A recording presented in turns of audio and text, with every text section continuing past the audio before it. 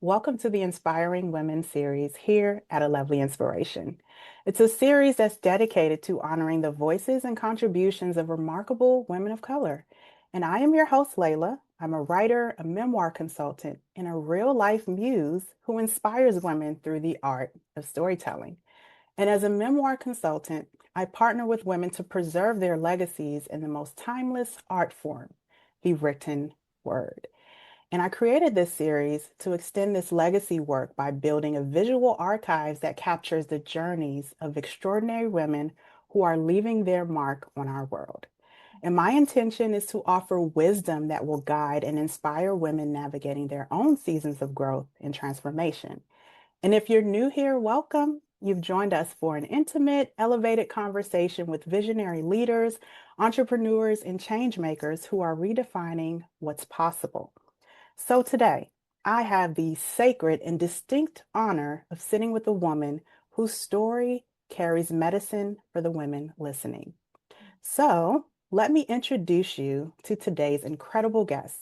Joining me is Jamie Hemken, the founder of Elnora Life and a masterful storyteller who has spent 25 years in education championing for diversity, equity, and inclusion, DEI, through the transformative power of storytelling.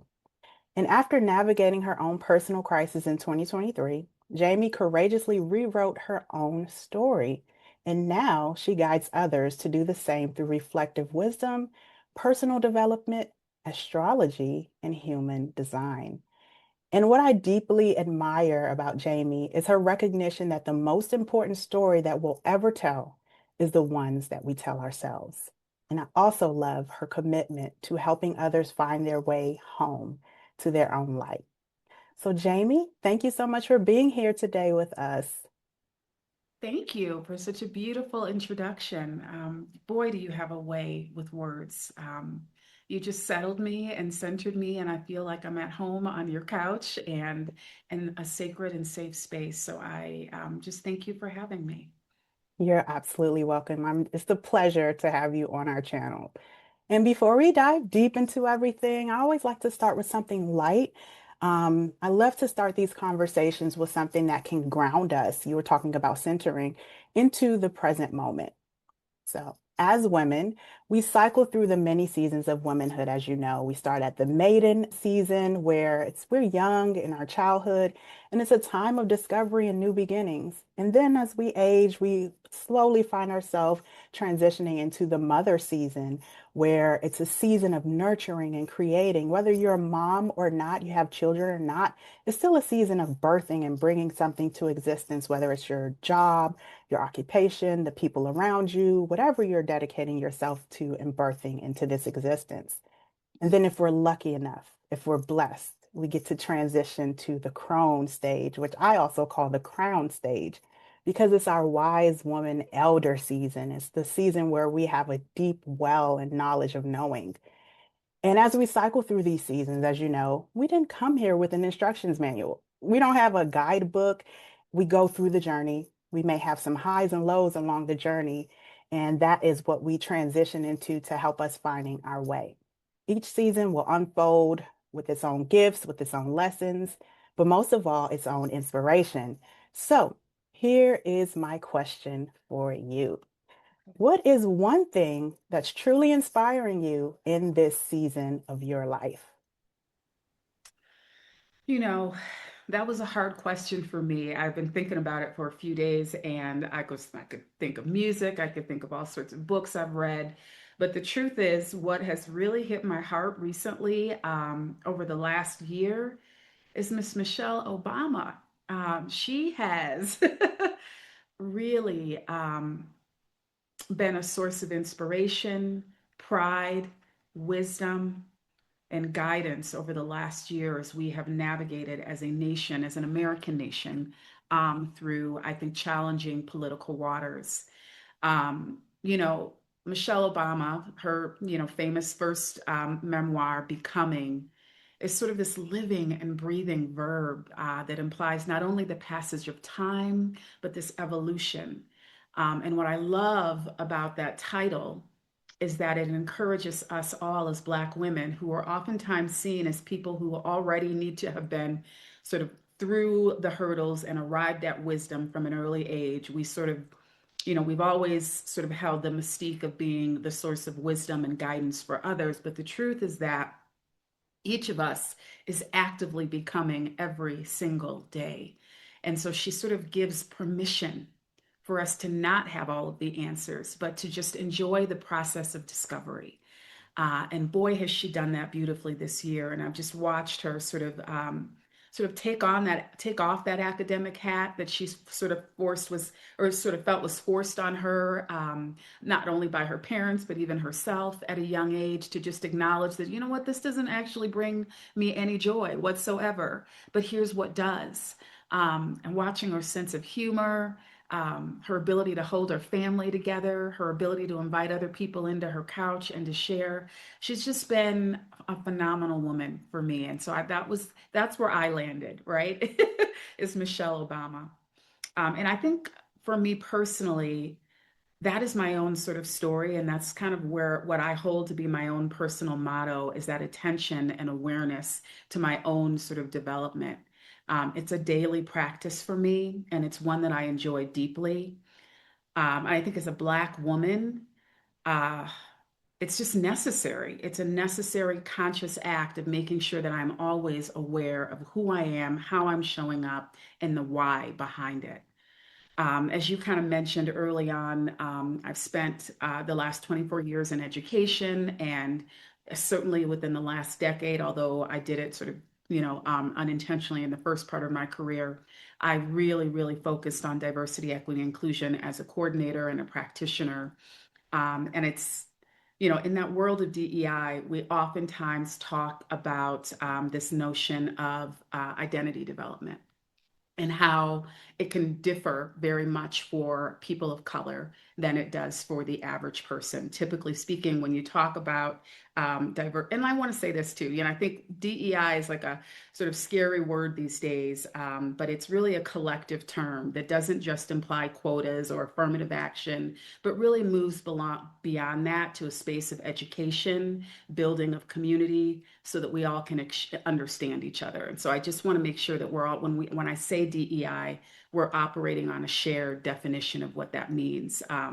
I know I'm not talking about how many Black employees you have, although that is certainly part of it. What I'm talking about is a deep level of awareness for your own culture and for the cultures of those around you, and how they are married together in a way that creates a safe community. So anyway, side note there. But in that world of DEI, we talk about a delayed identity development. And I got a few notes here. For most people, we move from sort of this unexamined identity as children. We accept the world around us. Then we move into sort of acceptance of, yes, this is the norm. And then we get pushed out into the world and realize, oh, wait, no, it's not the norm. There are other ways of being. And then we maybe resist or, join forces, make some redefinitions, and finally arrive at some level of integration. But for people of color, we oftentimes get stymied in that middle place where we get exposed to the world. And because the world looks so deeply different from our home lives, we get convinced, there's a cognitive dissonance that happens that convinces us that the only way to be is to assimilate and to take on the characteristics of the greater world. And when we do that, we don't actually get to that place where we get to do that self-exploration and figure out, no, wait, whoa, what is it that I want? What is it that I need? How is it that I want to show up in the world? And I will tell you that that has been my journey. It's just, and to be clear, I think even in the Black community, we've always sort of pushed assimilation as the way to success and to survival. And so it's not a negative thing. And in so many ways, assimilating and learning about other cultures and integrating those things has been great for me. But it also stopped me from being Jamie, from being the fullness of myself. And so I think for me, that's kind of the journey I'm on right now, is putting life and words to what I've experienced, that delayed identity development, the reason that I end up at 48 still sort of questioning myself and how I'm supposed to move through the world. But also sure that sharing that vulnerability and that honesty about the way about my blind way and my blind path is an empowering voice in a place that tells us that no, we should have already arrived. No, there is no such thing as becoming, but you should already know. And so I think I know I'm babbling, but that is in essence what feeds my heart and what motivates me every day. Wow, that's beautiful. When you started with Michelle Obama, I was just like, this is it because I love her. Like, I'm looking at the memoir right over there because I love memoirs. And Too. it's just an amazing experience to witness her evolution as an individual without even race or anything attached to it, going Yeah. from the White House and where she is now, because as you know, becoming kind of centers at the end where it doesn't tell her future plans, but it's beautiful because we get to witness it and we Yeah. know, like she just came out with another book. It's all of her photos of her, how her different dresses and her attire and everything. I can go on for days, but I'll pause here. But I absolutely love the journey of becoming and also your discussion on DEI, which was going to be one of my questions, especially since it's a very hot topic button and having that clear definition. Because a lot of people, when they hear DEI, it's just lights turn off now because of the transitions that we have in our society today. But Yeah. that was amazing. Thank you so much for sharing what lights up your life and then also the identity aspect. All of it is in this season what I guess brings you joy, as you mentioned earlier. You talked about DEI, and I feel compelled to say this because I hope and pray that your audience expands well beyond the Black community for any seeker, for anyone searching for truth. And I want anyone out there to hear me, even if you're not a brown person, to understand that I am showing up today. Layla is showing up today or any day to tell her story from her unique sort of intersectionality of identity. And we all have them. I am a mother, I am an ex wife, I am a daughter, I am a Black woman, I am an American. And so when I talk about my experiences today, I am meeting you at the intersectionality of what it means to be a Black female American woman. Um, and telling my story from that space does not position me as having a greater claim on trauma or pain or a need to heal than anybody else's story or anybody else's journey. It's my own. And I hope that people hear that and understand that for each of us, we have to do the work of figuring out what our intersectionality is, what our different roads and how they meet to form our identity are. And it's never a competition that leaves you feeling as though you have to shrink or you can't share your story and your pain, or that mine is somehow elevated from yours. We all have the job of figuring out who all of those people are inside of us and either atoning for the shit we didn't do well, Yeah. right, or healing from the pain that's been incurred. So I hope that people hear that and they don't tune out because they think, oh, this is just a story for Black women, because that's just not the truth. So Thank you, Jamie. I really appreciate that because I have a broader perspective, and I would hope the same thing for the audience. You're giving them more of a vision to see the benefits or what DEI has to offer because a yeah. lot of people have whatever they may have in their mind, and we want to clarify that today. So that brings us, I mean, I guess I didn't share what inspires me. I'll be short about it so that we can really get into your story because today is all about you. But when you mentioned that, I was like, yeah, Michelle Obama inspires me as well. It was so many different things I was thinking about what inspires me. But what inspires me recently is Miss Jill Scott, the singer, songwriter, poet, and actress. She is coming out with a new album after 10 years. And they asked her, why haven't you come out with music? And she says, well, I just wasn't inspired. And so now she has the inspiration. Something has lit her fire to come out here and drop a new album. I think it's called To Whom It May Concern. And it's a story about her life on music. I was going to say wax, but you get it. It's a story about her life and it'll be releasing next month. So that is something that really inspires me because she is a woman that I looked up to when I started out when I was very young, because I started out songwriting at 14 and all these different things. I looked up to a woman like her to help coach and guide me by just listening to her music. And that is when I saw that, I was like, man, life is really turning full circle because I'm transitioning into a space where I'm fully going into my gifts and activating that as opposed to when I was doing something else outside of my gifts. So that is my inspiration in this season. And it really brings us pretty much to or sets the tone of where I want to explore today with you. So we're still talking about inspiration, but let's go a little bit deeper and let's get to know you because we know a few things of what you mentioned earlier, what we talked about in your bio, but let's really get to know who you are and how you became the woman that you are today.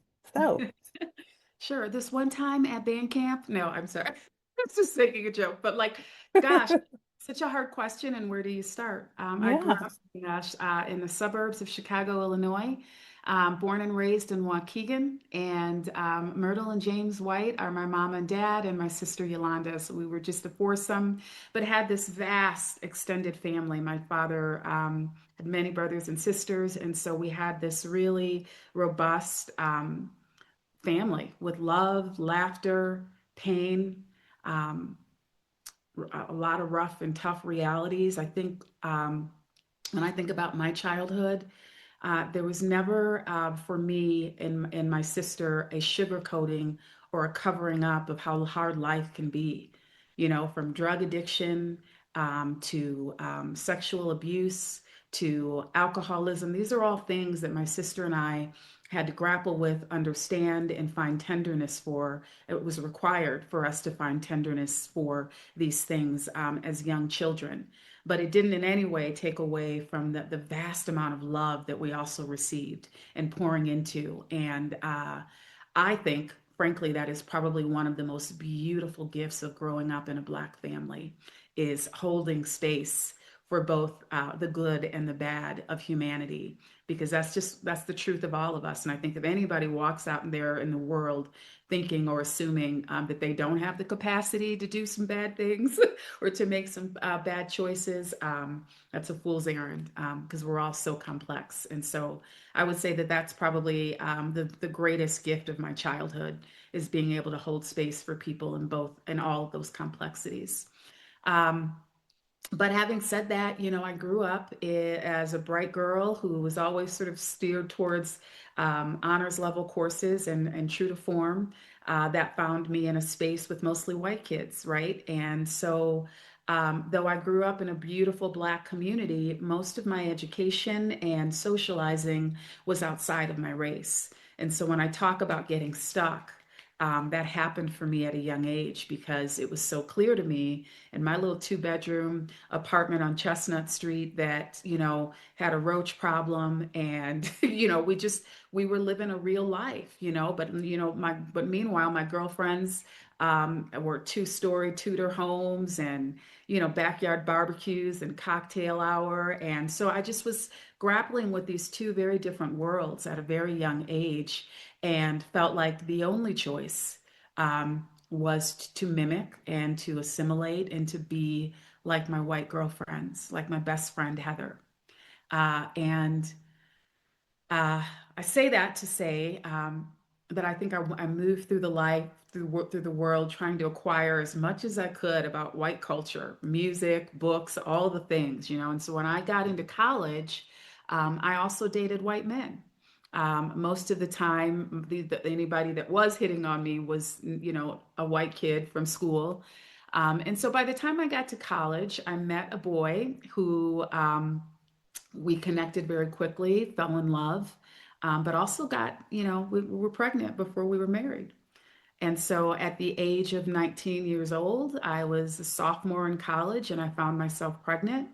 Um, and At the time, we really thought we were in love. We truly did feel that this was, you know, a risk that we were both willing to jump into. So we took it. I went to Southern Illinois University, and at Southern Illinois, we took a 5-hour train up to Chicago. And he was brave and went and met my daddy. That was a brave move for a Oh, young, yes. and said, yes, she's pregnant, but I love her and I think we should get married. And so just to give you the time frame, but from the time we met, which was like August of like my year of school, I should say this, I went to a community college for a year before I entered a full 4-year school. We had Austin, 8 months, 9 months later. Like it was quick. And so we got married. I got married pregnant, went down the aisle with the belly. Um, but we were hopeful and we both really believed in what we were doing together. And we built a beautiful life together. We started out, on welfare, on the link and the food stamps and all the things, and worked full time.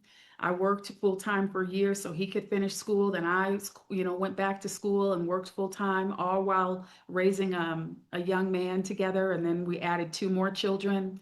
But over the course of that time, we built up our finances in our pockets and bought a house and bought another house with a pool. And before you know it, we were living this beautiful life and raising these 3 beautiful children together. And so there's so many blessings that came from that marriage. Um, but man, did I have to shrink myself in order to survive it. And that is for many reasons. Many of them are personal and between he and I can talk and label it and tell you all sorts of things about emotional abuse or how we both, whatever, it doesn't matter. But I was still a Black girl in an all white world in Southern Illinois now. And my mom and daddy are all the way back up north. And so I'm here alone trying to get, fit into this culture that was not my own. Um, and year after year after year, pieces and pieces of Jamie just fell away until I felt as though I was no longer really myself, but just sort of acquiescing to what was required of me. And then in the same time, his career had gotten beyond, successful. And so, I think there's a gap between his ego and expectations and how small I began to shrink. And so we just couldn't bridge the gap. And I found myself in 2020, to say nothing of my career as an educator, which I guess we can get to as well. But in 2020, our family had relocated from Southern Illinois to Atlanta, Georgia. I'd been working as an educator for, again, about 25 years now, and so had moved into the private school sector. My kids were all in private school. And so I had gotten my master's in educational leadership and was really sort of chomping at the bit and wanting to grow my career and move forward. But I found myself being in Atlanta. I come from the Midwest where I think there's a relative amount of equality happening. Atlanta is a very different animal and one that I needed to learn. I needed to see and I needed to understand as difficult as it was. It's a complex place. And everyone there seems to hold that legacy. There's blood in the soil. Um, but there's also something very complicit about this agreement that as long as we all have the wealth, as long as you're doing well, as long as I'm doing well, we're going to keep the status quo. And so that was a real education for me as a girl who comes in, a Midwesterner with probably a loose mouth, now realizing the Southern way of just smiling and not saying everything you think. Oh, yeah. The Southern charm will get you every time. Woo, and I still struggle with that. I just say whatever. So anyway, I found myself there looking to move into administration and at every turn being unfairly treated.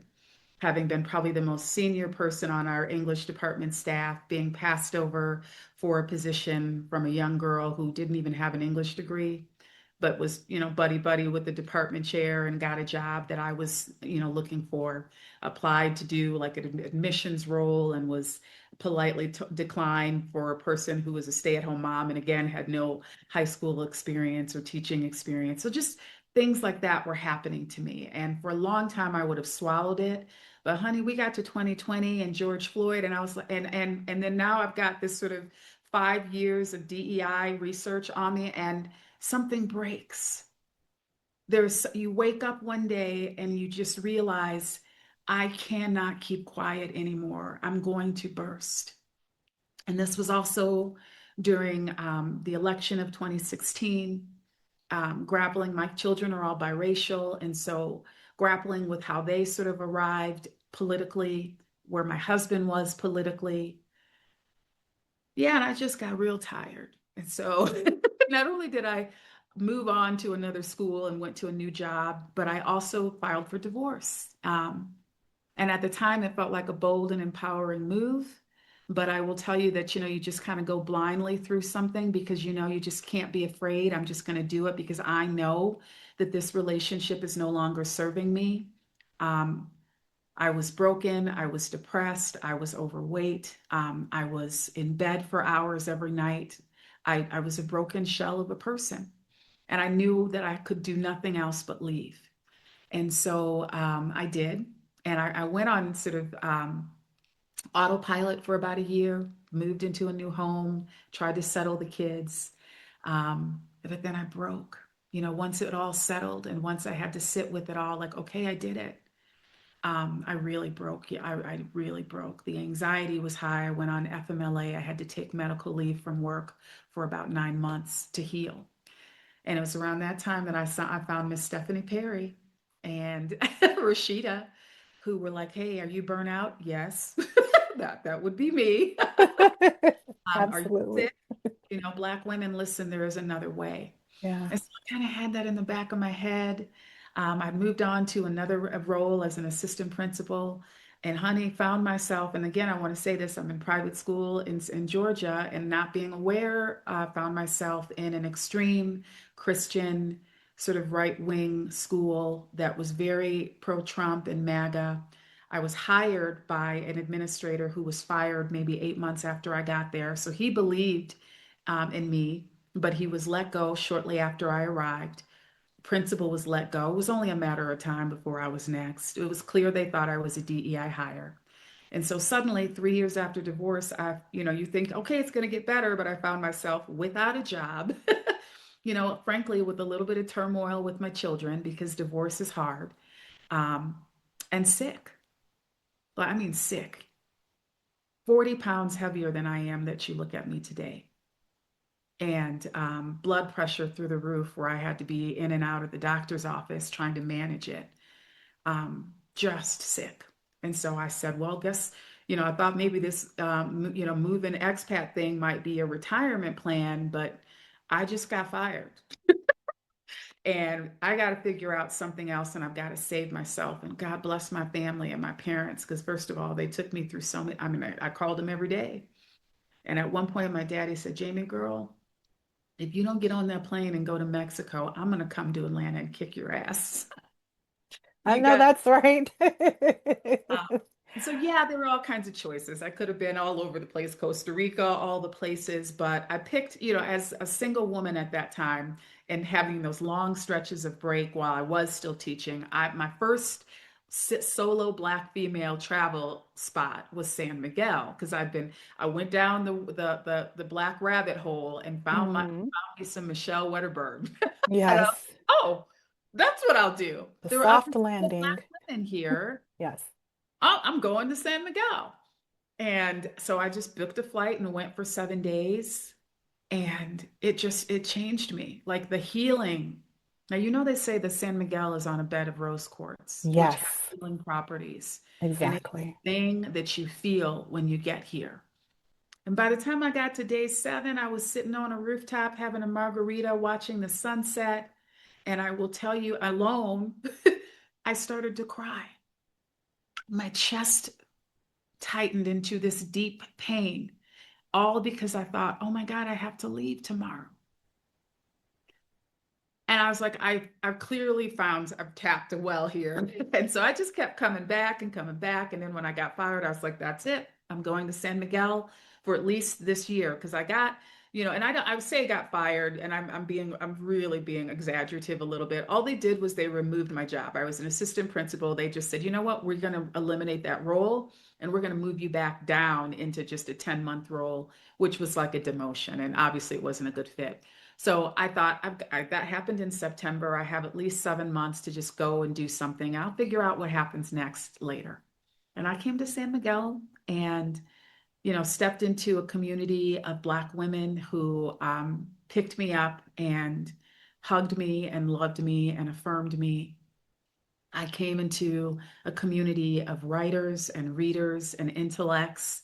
One of my very first adventures was going to a small talk with Sandra Cisneros with maybe 25 people in the room. She's like 5 feet away from me. And I was like, oh my gosh, I've died and gone to Yes, fangirling. Jay, right? Yes, absolutely. I can't wait, but continue. I mean, it's just, this place is everything, right? And then you got live jazz music here and there, and we don't even need to talk about the food. But it's easier on my pocketbook at that time with no income, and so um, I found a lot of joy here. I found the capacity to laugh again. I found out that I'm a likable human being, that people want to hang out with me because I had told myself for a long time that that wasn't the case, you know. Um, and so this place has healing properties, and it's not to say that it has to be San Miguel, but I will Hmm. say that in that crisis season of my life, one of the biggest things that I learned is that for me energetically, for my Hmm. personality type, I really dabble in astrology and human design as a way of knowing and shifting the negative language that we use to talk about ourselves. Because you heard me Yes, just then, I used to say, "Oh, maybe people don't like me," right? yes. Or I may have said, "Oh, Jamie, you're just too sensitive," or I might have Hmm. said, "Girl, you being lazy." But once I Mm. got tools and strategies to kind of understand who I was, I began to change my self-talk. No, I'm actually an Aquarius sun, you know, Leo rising with Capricorn moon. That means a whole lot. And I know there are people out there who either buy into it or they don't buy into it. I'm not here for it. I may not be, I may not be your cup of tea if you don't necessarily believe that these things have merit, and that's fine. Yeah. But I will tell you that it was empowering for me. I learned that I was a projector as well, which in the world of human design means that most people, like 70% of the population, are generators, which means they have a consistent level of energy to give every day. As a projector, I'm a very unique, small percentage of the population. And though for 20%, I'm going to go hard, I'm going to give you a whole lot, I need 80% of rest. And my mama used to always say, oh, Jamie's the kind of girl who needs a lot of rest and sleep because she always saw me. But I didn't see Mm. myself. And so I would try to sort of adhere to that sort of American Western time frame. You got to get it done. You got to have the Hmm. pressure, go big or go Yes. home. What are we doing next? I killed myself living that way. Mm. And I do need a lot of rest. And so I need to be in an environment where my finances can support that rest, where I'm in a community where I can have as much creativity and joy and playtime as I do committing to work. That was clear. That cortisol reduction alone helped me drop 20 pounds. Do you know? And then the rest is like lack of preservatives around here. You out here Yes, the walking every, change. all of that. So like that was huge for me to start. Hmm. So this is what I mean when I talk about Michelle becoming like, yeah, that's what I do every day. I'm like, okay, Yeah. Amy, what do you need today to be the best Hmm. version of yourself? And I am a sensitive girl. What a gift. It's okay.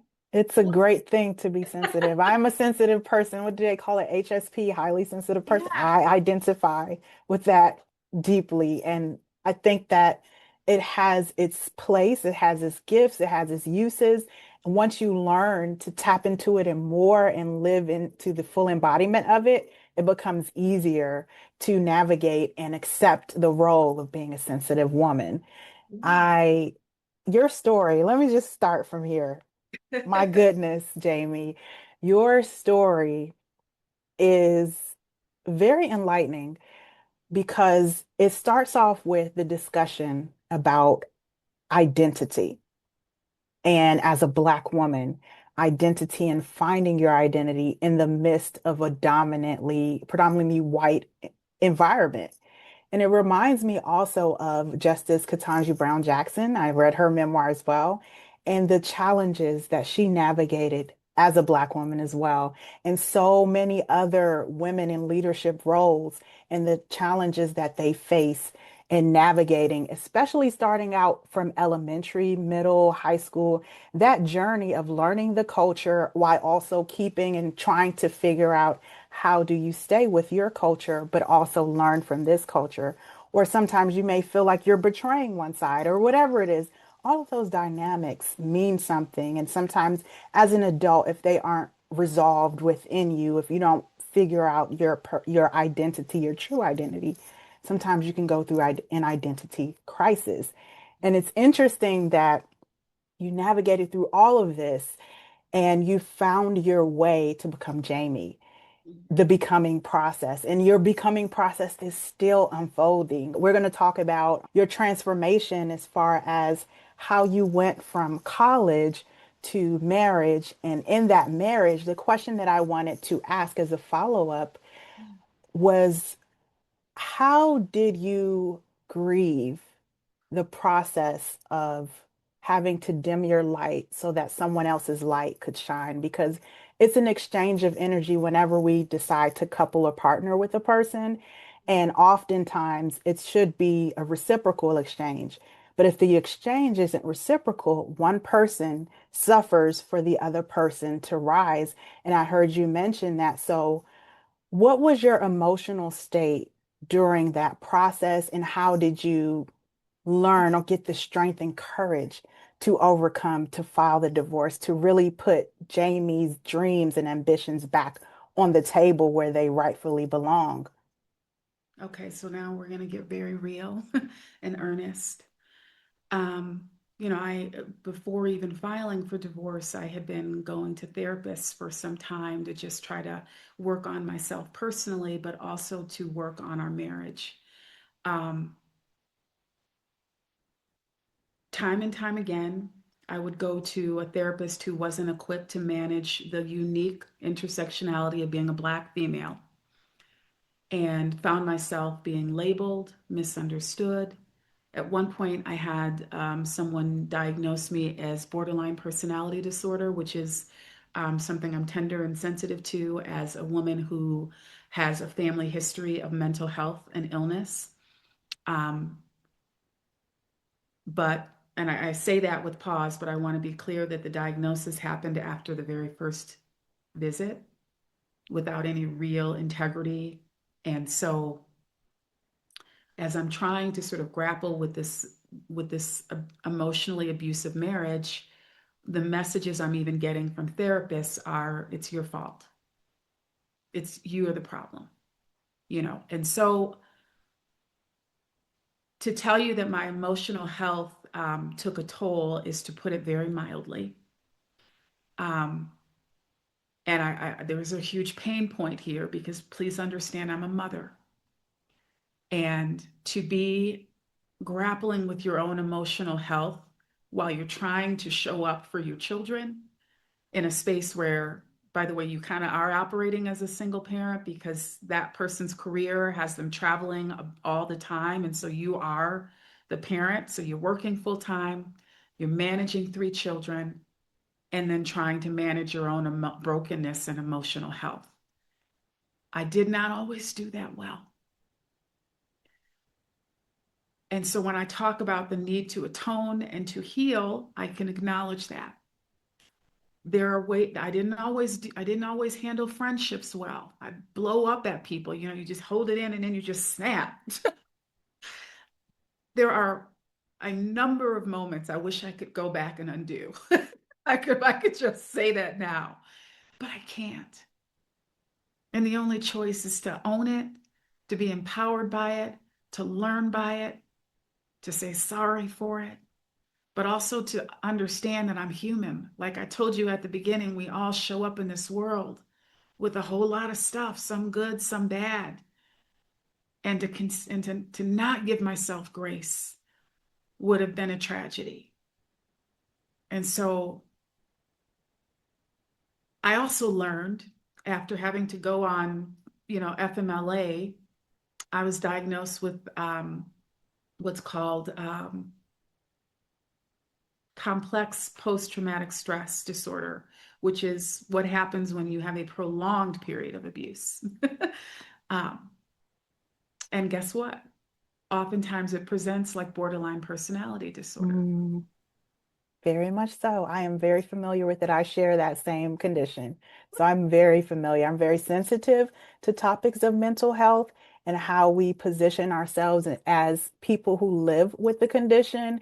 And also because it could be either a negative stigma upon you if you choose to assume that, or it can be very refreshing to know what it is that's ailing you so that you can find some form of remedy and make it something that is lifelong. So I too have been in therapy. Everything that you've mentioned, I think if I'm correct, I just want to double check. Therapy initially was not the best suit for you because you couldn't find the right therapist.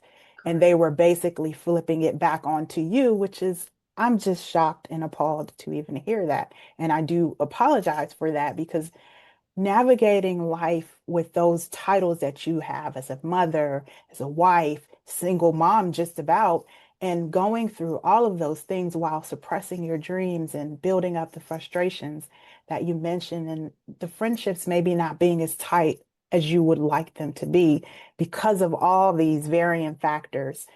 And it's just amazing to witness a person's evolution through that. I am I am very empathetic to women who share mental health conditions because I share it and I know exactly what that is, and how you make the distinction between CPTSD and PTSD itself and all of those types of things. So I think that your journey is really one that's eye-opening because I want to go into now that you've gone through this process, you've gotten this diagnosis, you understand yourself a lot better. Maybe not fully, but you have a starting point of where to go and navigate to next. What happens to help you further transform into, oh, I want to go to Mexico, right? Because you and I know that we're on a move abroad journey with, our teachers and everything like that. But for the woman watching who has absolutely no idea, maybe this could be a solution for her. So how did you get to going from the therapists aren't right for me to now I am in San Miguel sipping on something and my heart is just now releasing itself? Yeah. Well, I think that diagnosis sort of helped to position me with clarity on what was actually happening to me. I was living in a constant state of fight or flight, right? Yeah, and that happens in a lot of ways. You can fight, you can run, you can fight, you can fawn, which is to acquiesce to everybody, which, honey, I did that for way too doggone long, right? Or you can freeze, which I also did by burying my head. Exactly. Those are my two F's too, fawn and freeze. That was, if I Yeah. couldn't handle it, I just shut down. I can't do anything. I can't function. And that's what happened at work and just so many different things. So I can relate. 100%. And then when you freeze, you also coexist with numbing, which is, Yes, oh emotional numbness. Whew. my, wait, reality TV, whatever the thing is, like numbing it. Most of the things I chose to numb with were solitary things because I didn't want to deal with people.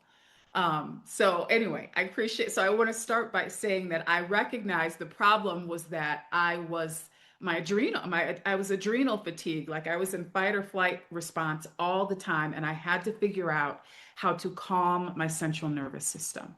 That was my first task.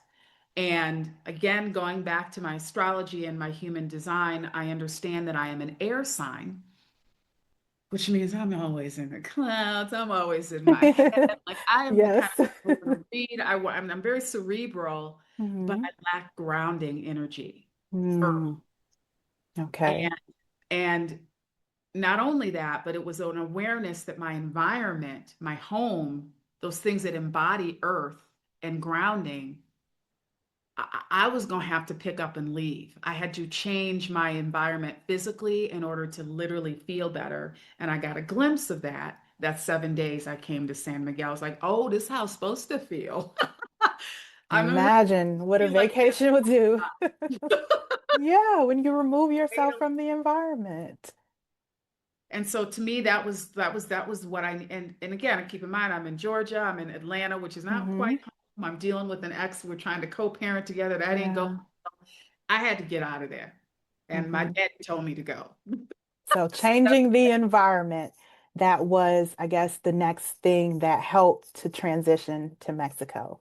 that And physical change. the physical, actual physical change. So hear that, ladies? She Hear that? changed her environment. That was very powerful because she decided to go in not only changing the environment at random, she was very specific about how she chose to change the environment. And can you talk a little bit more about the element of sisterhood and like the grieving process and how that helped you to heal after coming from the States over to Mexico?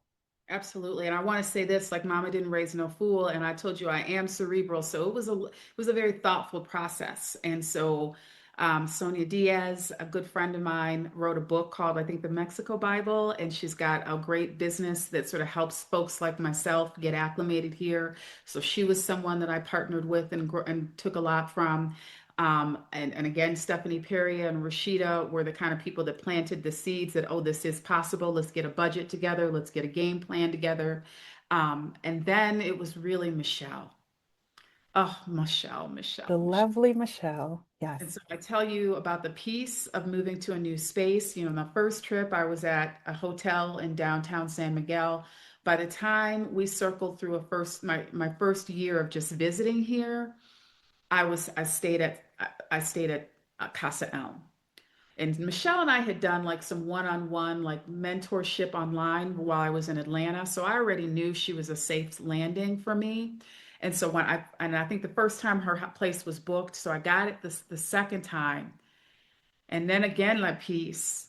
Because, honey, if you go to Casa Elm, like it is just the most peaceful, nurturing, sunlit space where you're like, oh, is this how we're supposed to be living? Yes, Michelle is very World. intentional with her space. Is this a Mhm. world that Jamie might be able to create for herself? Yeah. I could see Mm-hmm. it. I had a roadmap Hmm. via Michelle. Hmm. And then she just does so much for you in that span of time you're here. She didn't just provide me with a home, but then she called her girls and said, Mm. come on over to the house. Miss Jamie is here. I want you to meet her. I'm gonna cry. Oh, it's okay. Take your time. And so Take your time. again, Just breathe remember through that it. I am a girl who spent most of her time in these pretty all white spaces and to be wrapped in the arms of Black women who told me I was going to be okay, that I am okay now, not going to be, Yes. and that there's a place for me here. Um, I think with Affirmations of love. I think it might have been maybe, and I think I might have to ask Michelle this. We sat on the couch and talked about how I was going to get there. I think within 6 months or 6 weeks, excuse me, Hmm. I was in that game plan phase where it was like, okay, let's go. Yes. And yeah, because I think that last time I sat on her couch was just before my job was eliminated. At Mm. this point, and I want to say this too, like because Hmm. of Sonia and because of Michelle and some of these other places, I knew I had enough sense to get my temporary residency while I was still. Yeah. I knew I could saw the writing on the wall Oh, that I was yes. get this Still residency employed. Put the while paperwork through. the financial whatever that the requirement. Exactly. That's why I kept coming back after that Mm. Atlanta Okay. Sonia, and I just kept coming back. Okay. So by the time I got to the point where I'd lost my job, I had already gotten my temporary residency. Mm. I could call 5 to 10 friends in San Miguel and say, let's go Hmm. have a drink. Wow. And not just Black women, white women too. Like I Yeah. can't tell you, like there's so many people here who have filled my cup. Mm. Um, I and so love that emphasis. I didn't mean to pause, but I love the emphasis of not just Black women. You embrace the love wherever love decided to be attracted towards you. I was so thirsty for it. Please. They filled your cup. That's It what you did. needed.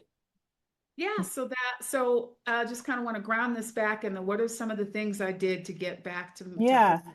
And so part of it was the getting Hmm. here. Yeah. And I understand that the getting here also meant that I had a different level of financial peace because trust Hmm. me, believe I was terrified because of what, having lost my job, and I had Hmm. some savings and I had done the math and the little calculators that Stephanie and Rashida provide. Do Yeah. what's your budget? What's it going to be? And so I picked a rental place and I, arrived here with a much healthier understanding of how I was going to manage my life. So I didn't have that stress either. And so that helped. And again, you get here, and now I'm on foot, I'm walking everywhere. I could afford a Pilates class that wasn't $500 a month, Ooh, you know. yes. I'm glad you Um, mentioned that. I'm going to note that. It's huge, right? And then, of course, you get to a place, I'm an intermittent faster. And so I have a one meal a day kind of sort of lifestyle, but one Hmm. meal a day can be really crappy food or it can be healthy, nourishing food that gives your body life. And I think here in Mexico, you find that in spades everywhere you turn. Even the bread is different. I could actually indulge in a piece of bread. Y'all, Wow. in a decade. Yeah. I was still overweight. Like I will tell you that Hmm. I was starving myself to be 40 pounds overweight in the States. Wow. And so some of that stuff again just sort of Fell all off. in place, the health piece, Yeah. but also understanding that I was what my body and my central nervous system needed the most was a Hmm. safe community Yeah. of love. I had Exactly. been in so many combative environments for Mm. so long that I didn't know how to breathe and to have peace. Yes. And so those things all were part of the cure. But of course, also I'm a writer, Hmm. reader, and those two things have really, really rooted me and grounded me in a way where I Hmm. know there's wisdom and research and data behind the Yeah. choices that I'm making for myself. Hmm. Everything from just one of my favorite, I brought a couple of my favorite books out. Like one of them, Oh, oh, you can't see this with all the Joy DeGrue's post. yes. Oh, I love it. That's a Uh, classic. You have to have that. you have to have this in your book collection. I learned so much about the theme of identity and why it's genetically encoded within us to behave or have certain behavioral patterns and pathologies. Couldn't Joy agree DeGruy is that with woman. that. So it helped me to sort of reflect on my own childhood. Again, in this space of becoming and being Hmm. a writer, I've always known that I wanted to write a memoir. And Mm. so part of my act of writing over that year, that was my commitment to myself. I was going to go there, I was going to get Mhm. healthy, and I was going to write every day. That was it. And so culling through stories of childhood really helped me to heal, to Mm. forgive other people, to understand that, and again, that duality of spirit and that, that everybody is doing the very best they can. I truly, truly believe it. My mom and daddy, I Yeah. can tell you that was the case for me and my brokenness with my kids going through those last few years before the divorce. And Joy DeGruy says this is that, the biggest indicator of success for any human being is their ability to craft a story and a narrative that is empowering to them. And oftentimes in the Black community, and I got to bring this Mm-hmm. book to the forefront because I think it's a beautiful way of bringing light to that, is Isabel Wilkerson's The Warmth of Other Suns. And our attempt to run. There's Hmm. a great quote here, right? To run away from the South and all of those troubles. We Mm. also, as a culture, Hmm. sort of brought the practice of not speaking about our past because it was too dangerous. Yeah. You couldn't flee and talk about where you come from, lest so and so be coming out looking for you, Changing catching names, you on the all of train the, before you even got there. yeah, changing identities, names. You thought your last name was Jones, and then you get to your great grandmother and you're like, what happened here? The lifeline tells a story. And so the practice of passing down the wisdom and your story and your traditions and your heritage, who you are, who you come from, who your people be, and I mean in an empowering way. Yes. Don't you know you were standing on sacred ground, baby girl? Hmm. Like, I had to go find that Sankofa, Yes. return and get. Return. Exactly. And so those stories of my childhood have not become sources of shame or trauma, but gifts and empowerment, Hmm. things that I remind myself so I can pinch myself and say, you know who you are. Oh, So that my babies can say that. So that writing piece is everything. And it isn't always about what you publish. I love my girl yeah. Jordan was posting something online the other day. She was like, you know what I hate about being a creative is every time you tell somebody I'm a writer or I'm a this, the very first thing they have to say is, where you Where's your butt? go somewhere with that, It's right? not about that. I tell the writers I work with that all the time. It's about showing up. It is not about perfection. It's not about being published, even if no one sees your work. It's for It is you. about you continuing on your craft and 100. really unburdening and healing yourself through the art of form of writing. You got it. Yeah. It is a powerful thing. It really is. I'm glad you brought those books up because I love books, number one, as you know, reader and writer. And it just frames the narrative of how you grappled with identity. You chose to go to experts to help you. Joy DeGruy is an expert. It's about Wilkerson and that transition. And you coming from the North, going to the South in reverse, So that, basically because people came from the South and they went North and families changed and things, behaviors and attitudes and lifestyle changed.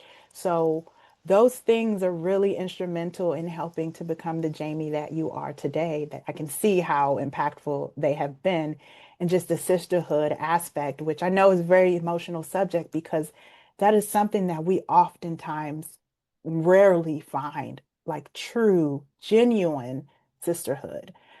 And especially for it to be Black women, whew, that is just on a different level because it's so much of understanding. You don't have to explain yourself. You don't have to check for microaggressions and all these different things. You understand. You know, you may have conflict because we are human beings, but we understand each other in such a beautiful way. So yeah. thank you for sharing that element and how all of these things along your journey, along your path, have brought you into the healing process, go navigating through the grief process, because I know that it goes in waves. It never really dissipates fully, but it goes in waves. And sometimes your wave pattern may be really good for a long period of time. And then in an instant, you just have a moment, the CPTSD, a flashback or something that reminds you. But when you start to reframe your perspective, you no longer react in the way that you used to react to something that may be triggering.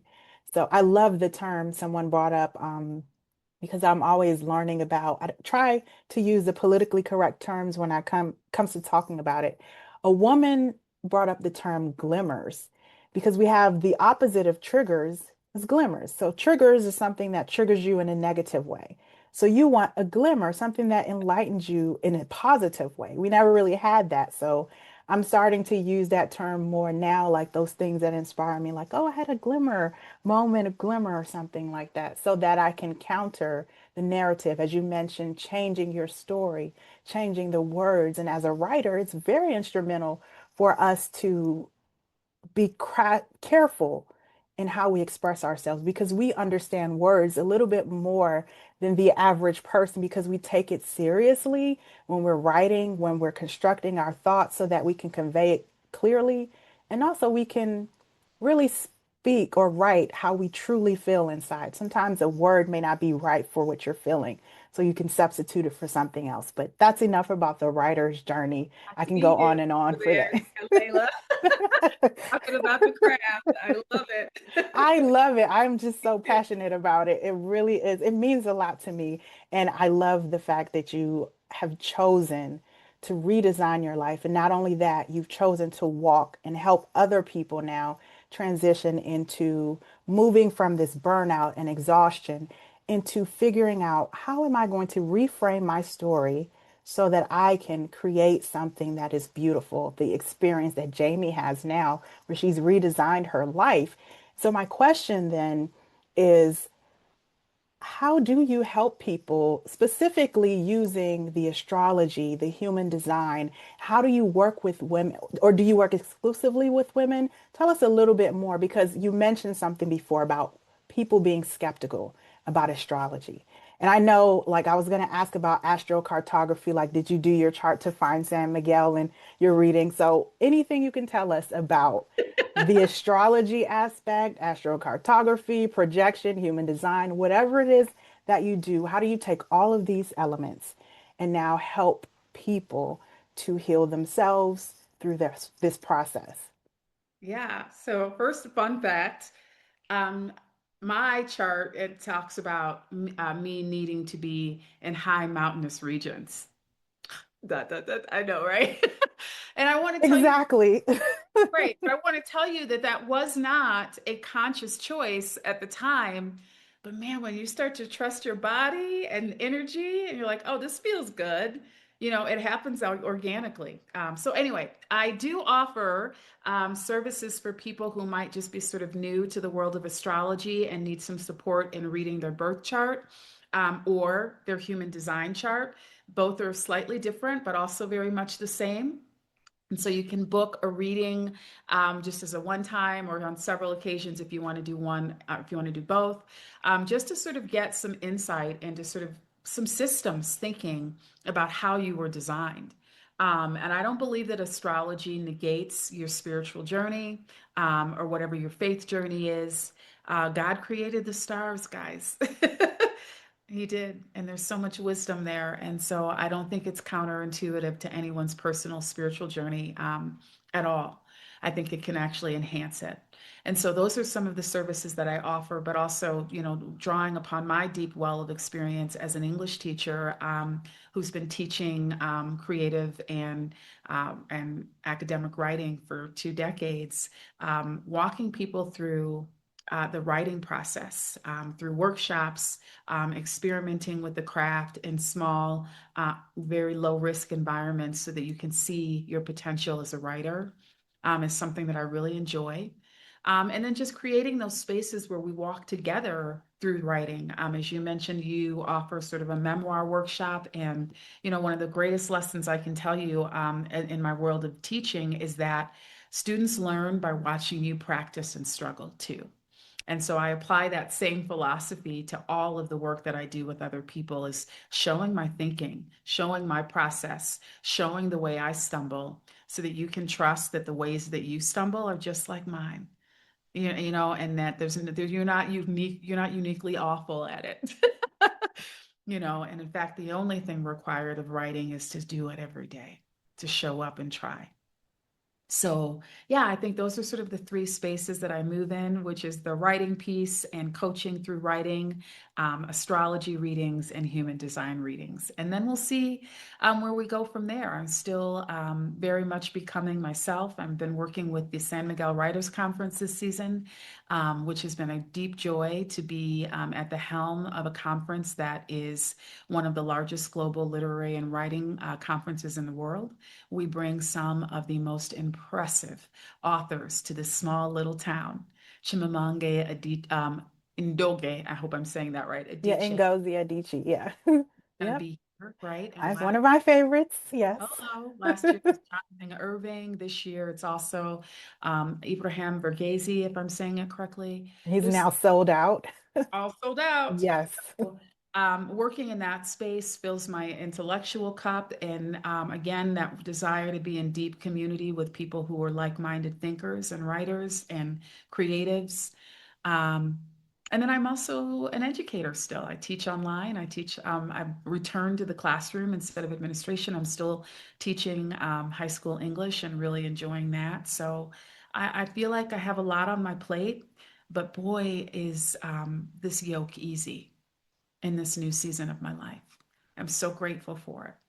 That is amazing. So now that we know all of your offers, we know your journey and your path through many different places. You've gone through leadership and everything. And if you could culminate everything that you have walked through in life, what would you say would be the one or the greatest by far lesson that you have learned along the way? If you could just pick one lesson. Um, God is a lot of places, but he is loudest right here at the center of yourself. Mm, mm. And if you do not listen and trust your own instinct, you will spend a lifetime regretting. And ain't no need for that. Not at all. Not at all. It can be a Trust, struggle, but trust yourself. Don't wait until you're 48 to get to your full identity development, ladies and gentlemen. mhm, You can get there much sooner by listening to that internal wisdom because it is always there if you get quiet. yes, I agree. It's so powerful, that statement. Going within to connect with your creator is ultimately like I used to watch Oprah religiously, and she would always say, if you don't listen to that small sound, it's going to start getting louder and louder and louder and louder. And before you know it, it's going to hit you upside the head, basically, if you don't listen. It starts as a small sound, like you mentioned, Jamie. So I think that would be just listening to your journey. I can see how Jamie listened to herself. Jamie tapped into herself again. I think, I don't know if there was like a specific turning point where it was a moment like, this is enough. I'm burnt out. These people at this job are doing X, Y, and Z. It's illegal. It's unfair. Whatever it may be that got you to get to where you are today. All of those things needed to happen to birth the Jamie of 2026. And so if you had any final words of inspiration for any woman that's listening that may have gone through your path, because there are other women who may be in a marriage currently and they're minimizing their self and they have no way to even think, because when you're stressed on that level, you can't even think of options or solutions, and you're just thinking that this is the way that my life is going to be forever. So, if you could offer any final words for a woman that may have gone along your path and is looking for a way out or just seeking some form of inspiration, what would you give to the world? Hmm. Well, I would certainly give them a short list of just some wisdom keepers that have brought me through hard times. You and I spoke about it at the beginning, but Brene Brown really was a path of enlightenment for me around shame and about around vulnerability. That helped me a ton in a season when I needed to hear that wisdom. But I would say again, I want to just say trust yourself. I just and I think sometimes you need to do more than just listen. You need to develop a daily habit of journaling where you can sort of take whatever those thoughts are and you need sometimes enough distance from what it is you're thinking in your head to see it objectively. So even if it sounds crazy, even if whatever that voice is you think you're hearing feels something like something you can doubt, don't write it down, and then you come back to it later and you can look at it and understand that, oh, wait, there was a lot of clarity and wisdom there. I was just doubting myself. Um, but just the biggest piece of wisdom I can offer anybody listening right now is that you do get to the other side of it. In the moment, it feels like it's never going to end, like it's never going to get better. And you can tell yourself that lie, or you can rely on the truth and the wisdom that even Ernest Hemingway knew. The sun also rises, and we get to do it again. And time heals all things. You will get to the other side of it. Beautiful, absolutely profound. This has been an enlightening conversation. And before I wrap up, there was something I wanted to add in from the question that we had earlier, because this is very important to me. Representation is a thing that I work for. I work specifically so that women of color can be more represented in publishing. Like, Mm. I am an advocate for that. I know we talked about how everything doesn't have to be published, but when you But do get to the publishing phase, I would love to see more. Every time I see a woman of color writer, it fills my heart, especially with the San Miguel Writers Conference, how we do have women of color who will be attending and actually be giving keynotes and things like that. And it's just the identity aspect, I'm going to come back to it.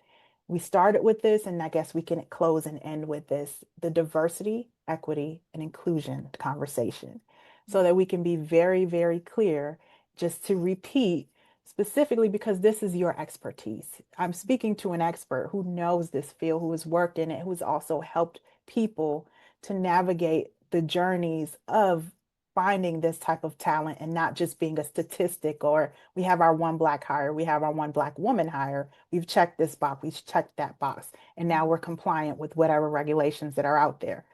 So, as a woman who is well versed and been worked in this industry, what is the specific definition that you want the world to have for DEI? Oh, I love that question. It offers so much opportunity.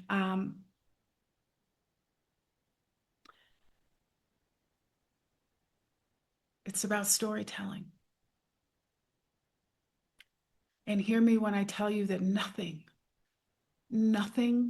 that we as human beings have created can hold a candle to the power of story to heal, to inspire, to bring together disparate groups.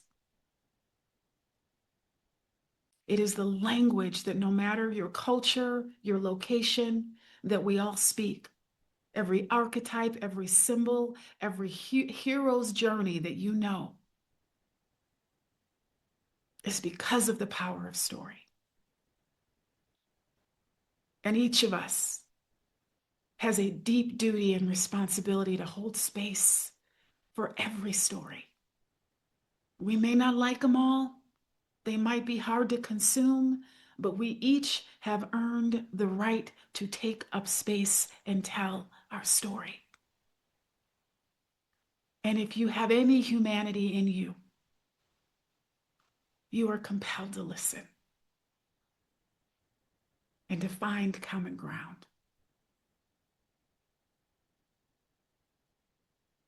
Thank you, Jamie. That You was are, amazing because storytelling is such a beautiful way to craft it.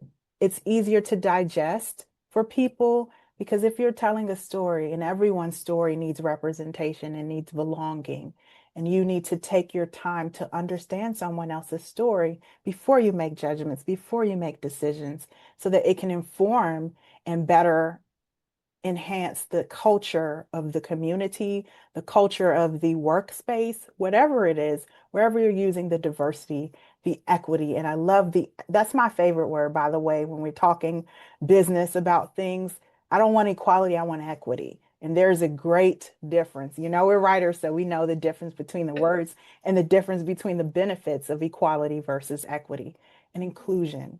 And inclusion, because our world is a representation of who we are. We are not segregated. These are artificial constructs, and I can go on speaking about that, but the storytelling is so easy for someone to digest.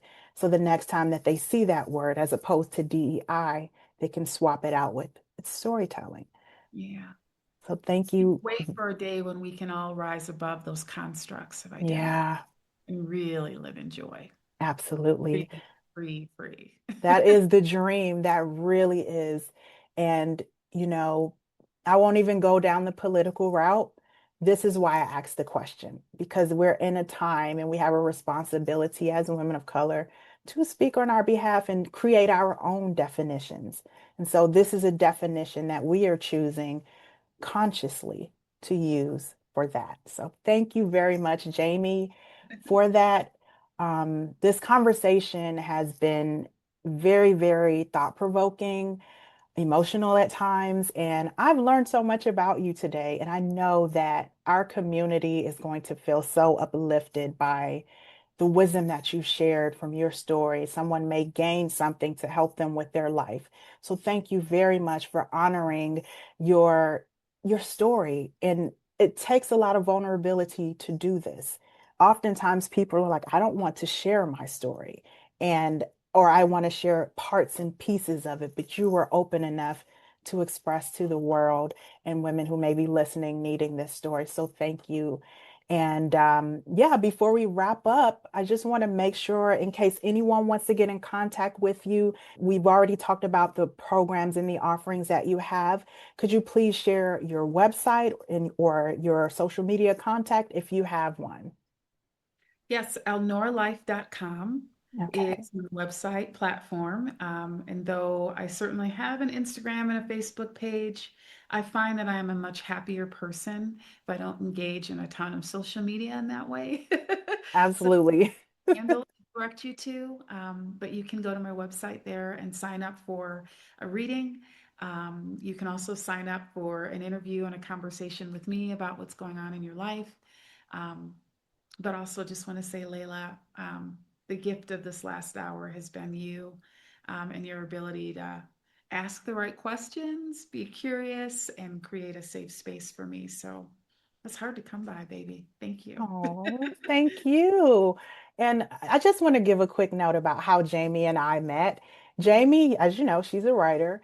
And so I saw her on a video on Michelle of Casa Elm's channel, casaelm.com. And that's how I first came across her. I signed up for her email newsletter. And then in the email newsletter, I read it, and she was talking about the state and condition of our society, well, that 2025. And at the very bottom, it mentioned, like, if you would like to share your story with the world or something to that nature about coming home, sign up here. And I was like, wow, I've never seen an invite like this. I need to sign up because you know I'm a reader, so I read all the way to the bottom. And I signed up to do an interview, which I did on her channel, Elnora Life. So on her YouTube, she also has a YouTube. Please go and follow Elnora Life. And after that, we had the conversation, and I was just like, wow, Jamie and I have so much in common. I didn't even know that. I just reached out because I was like, hey, she's a writer. I am transitioning to San Miguel and all of these things. And so that's how we connected. And then her speaking about the San Miguel's Writers Conference, how she's helping with put that together, the annual experience for people coming there. And I'll also be attending, I'm hosting a retreat for Black women, well, women of color to attend as well with me. So I just look forward to connecting with Jamie in the future and also sharing and building that community of sisterhood because me personally, that is the one thing that I am also yearning for. As you mentioned, like I soaked up all the love from anyone around. I am that sponge as well. And Michelle has also been such a wonderful mentor giving me a soft landing through business, through mentorship. And it's just amazing because the connections that I've already made and I'm not even there. Your life is inspiring, Jamie. And, you know, it's just, I never knew that we would even be here today. So thank you again for that process and just all of the things that you do as a woman. And it's not easy. And you manage to still persevere in spite of it all of the challenges and obstacles. That's what this channel is about, helping people to see, like you mentioned, it does get brighter. You don't have to stay in the darkness forever. It will get brighter. The sun will shine. So everything that we mentioned today, all of Jamie's contacts will be in the description box below. So you can find her very easily. I'll put her channel and her website. Please go subscribe to her channel so that she can get more views and also the website if you're interested in getting a reading, if you're interested in getting some writing services and everything else that she has to offer. I promise you won't regret it. What up, the San Miguel Writers Conference? It's not too Yes. late to sign up, and I believe you're hosting a retreat. Yes, I am. I am hosting a retreat for women to attend, and I have the links also in the description box for anyone who is interested in attending. It's in San Miguel de Allende, Mexico. If you're not familiar, it is the central part of Mexico, the highlands, like Jamie talked about. She was drawn to the highlands, and her astrocartography chart brought her to the highlands, not even knowing that, but that's how life transitions and works. You just never know. And so it is also a place that, and that's why I asked Jamie the question earlier about how specific were you in choosing? You were very specific because you chose a place specifically designed for creatives. All of the artists in the world come there for retreats, for understanding, for growing their creative expression, whether you're a writer, a singer, a poet, a musician. There's so much talent in that place, and people inspire you just by mere listening to them. Like Sandra Cisneros, that's where she wrote The House on Mango Street in San Miguel de Allende. That is a world-class book now, number one bestseller. And so it's just the experience. I'm just so excited. I can't wait to go. So, yes, I will be hosting a retreat. The details will be below. Second week of February, I believe. Say that there are affinity groups, which is something that I'm working with. So if you want to come Oh, and immediately tap into community, especially our, Black women, hmm, Latina women, there are some really great affinity group circles that you can get connected to if you're retired and you want to make connections in that way. So there's ways. That's a good week to come as a soft landing and get into yeah. community with people right away. Yes. So I will be reaching out to you, Jamie, about that because Jody did tell me a little bit about it, but I was like, when I get there, I'll figure it all out. But now that I know I can do it beforehand, yes, I will be reaching out as Pressure, but it's official. go time, y'all. Exactly. So February 11th to the 15th is the conference. And if you are attending with the retreat that I'm going with, is from the 10th to the 16th. So the day before and the day after. But we will be attending it together in Sisterhood because there's so many different workshops. And also, if you're there locally, you can also attend with or connect with the affinity groups because there's so many people who want to connect.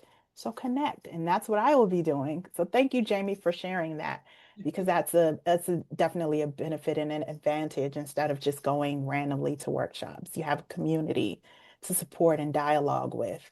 So thank you so much, Jamie. Thank you. And as I mentioned, everything will be in the description box. And to my lovely community, if this conversation has touched your heart, please click the like button, subscribe, and turn on the notifications so that you will be notified anytime that I share a next video or never miss out on these type of powerful discussions. Also, share this message with a woman who needs to hear this today.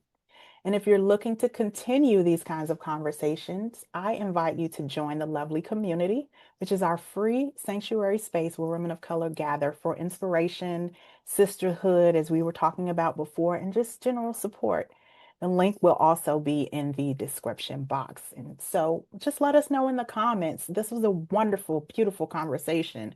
What was your biggest takeaway from Jamie's conversation about her crafting a beautiful life that she has today? So thank you so much for being here.